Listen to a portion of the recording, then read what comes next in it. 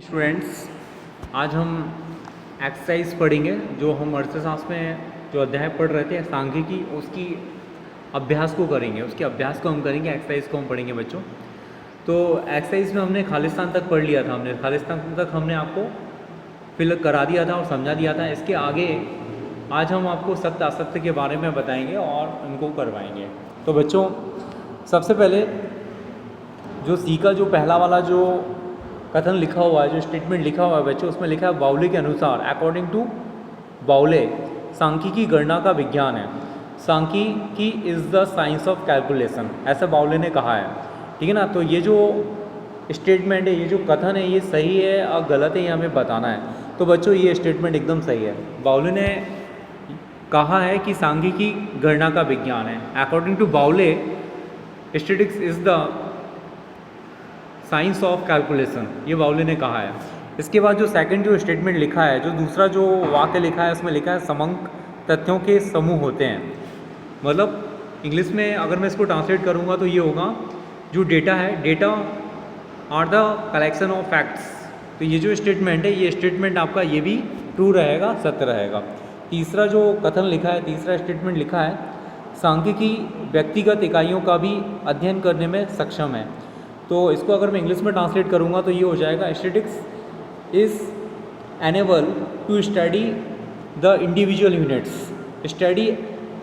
Statistics enable the study of individual unit, ये इसका English में ट्रांसलेशन होगा। तो ये जो स्टेटमेंट है तीसरा वाला, ये आपका जो स्टेटमेंट है ये गलत है, क्योंकि सांख्यिकी के माध्यम से हम केवल गणना कर सकते हैं, सांख्यिकी के माध्यम से हम केवल कैलकुलेशन कर सकते हैं, केवल यही चीज़ पॉसिबल है।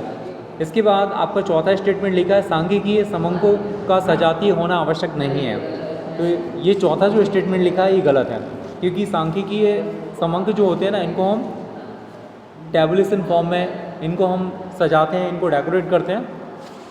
पांचवा जो स्टेटमेंट है, इसमें लिखा है, व्यवहारिक सांख्यिकी विशिष्ट सामग्री में सांख्यिकी रीतियों का व्यवहार में नहीं लाना चाहिए। तो ये चौथा जो स्टेटमेंट है, फोर्थ स्टेटमेंट जो है, ये भी असत्य है आपका, ये फॉल्स है। पांचवा स्टेटमेंट आपको दिया है, पांचवें स्टेटमेंट में आपको दिया है कि सांख्यिकी विशिष्ट सामग्री व सांख्यिकी रीतियों को व्यवहार में नहीं लाता है। तो पांचवा स्टेटमेंट जो है ये भी असत्य है। ठीक है ना। जो पॉलिसीज जो हमने रूल्स बनाए हैं उनको फॉलो करते हुए हम कोई भी चीज़ कैलकुलेट करते हैं, मीन मीडियन मोड जो हम कैलकुलेट करते हैं, तो उनके लिए सर्टेन रूल बने हुए हैं। उन सर्टेन रूल्स को हम फॉलो करते हैं और उनको फॉलो करते हुए हम कोई भी कैलकुलेशन करते हैं स्टैटिस्टिक्स के अंदर। और छठा पॉइंट लिखा है, सांख्यिकी संख्यात्मक तथ्यों के अध्ययन हेतु वैज्ञानिक विधियों का संकलन है। मतलब स्टैटिस्टिक्स जो है ये साइंटिफिक जो रूल हैं उनका संकलन करता है, उनको फॉलो करता है। तो ये आपका जो छठा स्टेटमेंट जो है ये सत्य है, ये बात सही है, क्योंकि हम कुछ नियमों का पालन करते हैं, कुछ रूल्स को फॉलो करते हैं, कुछ फॉर्मूलों को अप्लाई करते हैं। ठीक है ना। जब हम कोई चीज़ कैलकुलेट करते हैं, जैसे कि मीन निकालते हैं, मीडियन निकालते हैं, मॉड निकालते हैं, उस केस में। इसके बाद सातवां जो स्टेटमेंट लिखा है, सांख्यिकी को उचित रूप में माध्यमों का विज्ञान कहा जाता है। ठीक है ना। स्टैटिस्टिक्स, ठीक है ना, in the general form is known as the science of mean median mode. ठीक है ना, ये वाली बात रहेगी। तो ये जो बात है सेवंथ स्टेटमेंट की, ये भी आपकी सही रहेगी, इट इज़ ऑल्सो ट्रू। ठीक है बच्चों, ये पेज आपको क्लियर हो गया होगा। इसके बाद मैं अगले पेज पे जाता हूँ। अगले पेज की जो एक्सरसाइज है उसको मैं आपको बताता हूँ। देखिए, जो आठवां स्टेटमेंट लिखा है, आठवां जो कथन लिखा है, उसमें लिखा है, बहुवचन के रूप में सांख्यिकी सूत्र हैं। मतलब जो स्टैटिस्टिक्स है उसको प्लूरल सेंस में हम यूज़ करते हैं, उनके रूल्स को भी यूज़ करते हैं। तो एट्थ जो स्टेटमेंट है ये आपका फॉल्स है, ये असत्य है। और नवा जो कथन लिखा है, इसमें लिखा है, सांख्यिकी का संबंध मात्रात्मक आंकड़ों से है। मात्रात्मक मतलब इंग्लिश में होगा क्वांटिटेटिव। सांख्यिकी is related to the quantitative data. तो ये नाइन्थ जो स्टेटमेंट है ये आपका सही है, क्योंकि सांख्यिकी के अंदर हम गणना करते हैं और गणना जो है संख्यात्मक होती है, जिसको हम मात्रात्मक भी कह सकते हैं और जिसको इंग्लिश में क्वांटिटेटिव भी कहा जाता है। इसके बाद आपका 10वां जो स्टेटमेंट है, इसमें लिखा हुआ है, सांख्यिकी जांच से आशय समंकों के एकत्रीकरण से है।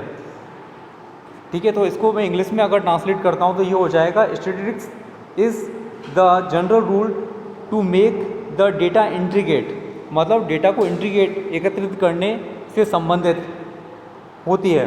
तो ये वाली जो बात है ये गलत है, क्योंकि हम एकत्रित करते हैं लेकिन कुछ नियमों का, कुछ क्राइटेरिया को फॉलो करते हुए उनको फॉलो करते हैं, ऐसे ही जनरल तरीके से नहीं करते हैं बच्चों।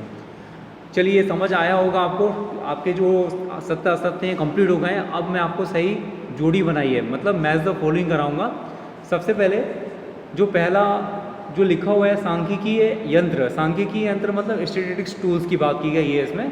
तो इसको आपको मैच करना है चौथे वाले से, सूचकांक से करना है, इंडिकेटर से करना है, ठीक है ना। क्योंकि सांख्यिकीय यंत्र मतलब जो टूल जो होते हैं ना, वो कहीं ना कहीं रिमार्केबल होते हैं। और दूसरा है वैज्ञानिक विधि की प्रक्रिया। वैज्ञानिक विधि की प्रक्रिया मतलब साइंटिफिक प्रोसेस, जिसको हम कहेंगे साइंटिफिक प्रोसेस को हम मैच करेंगे फर्स्ट वाले से, परिकल्पना इमेजिनेशन से मैच करेंगे।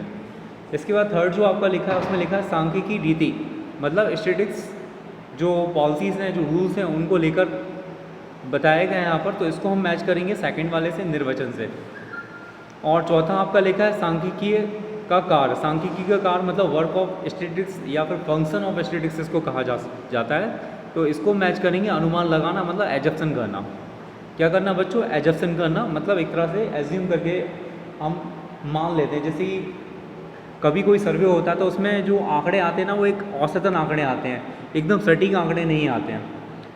तो औसतन जो आंकड़े होते हैं वो ज़्यादातर केस में असत्य होते हैं। इसके बाद आपका जो ई वाला पार्ट, एक शब्द में हमें उत्तर देना है, तो एक शब्द के उत्तर आपको लिखना है। पहला क्वेश्चन है प्रोफेसर डिसराइली के अनुसार झूठ कितने प्रकार के होते हैं।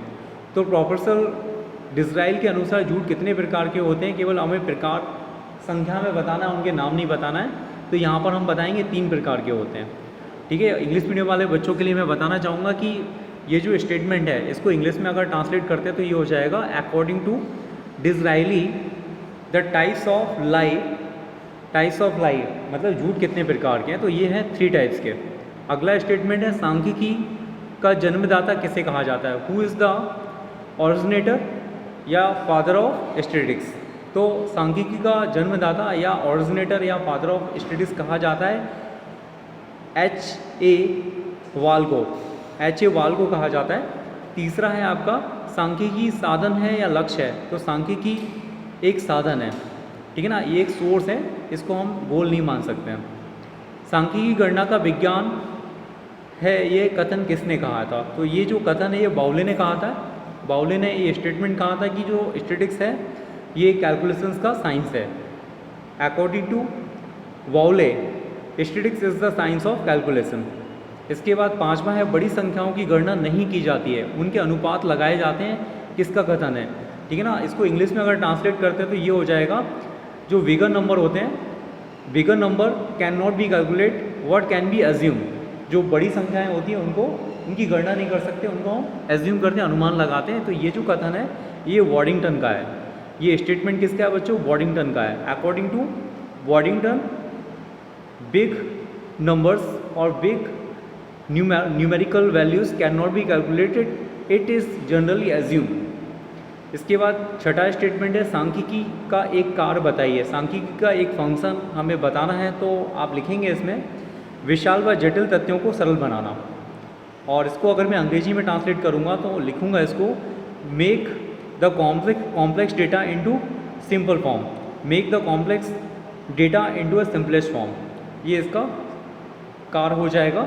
इसके बाद अगला 7वां क्वेश्चन है आपका बीमा कंपनियां किस आधार पर बीमा की दरें निर्धारित करती हैं।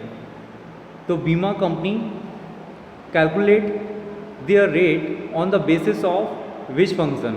तो इसका आंसर हो जाएगा जीवन प्रत्याशा। जीवन प्रत्याशा मतलब लाइफ टेंडेंसी के बेस पर वो चीज़ों को कैलकुलेट करती हैं। नेक्स्ट है आपका 8वां क्वेश्चन वैज्ञानिक विधि के कितने पक्ष होते हैं, how many types of scientific method. तो there are 4 types of scientific method. Hindi medium वाले बच्चे इसको समझेंगे। वैज्ञानिक विधि जो मैंने आपको समझाई होती है इस अध्याय में, उसके जो पक्ष हैं वो टोटल कितने हैं बच्चों? 4 हैं। 4 मैंने आपको बताए हुए थे और आपको याद भी होगा कौन कौन से हैं, लेकिन प्रश्न में हमसे नहीं पूछा गया, हमसे केवल कितने पूछा गया था, उत्तर संख्या में ही देंगे जो कि 4 होते हैं। तो बच्चों ये समझ आया होगा आप लोगों को, ये अपनी फेयर कॉपी में नोट करिएगा, इनको याद करिएगा। और इसके बाद के जो क्वेश्चन से बड़े जो आपके दीर्घ उत्तरीय प्रश्न हैं, जो लॉन्ग आंसर टाइप, ऐसे आंसर टाइप क्वेश्चंस हैं, उनको मैं कल आपको टिक करवा दूंगा। कल आपकी मैं लाइव क्लास भी लूँगा बच्चों। थैंक यू, धन्यवाद।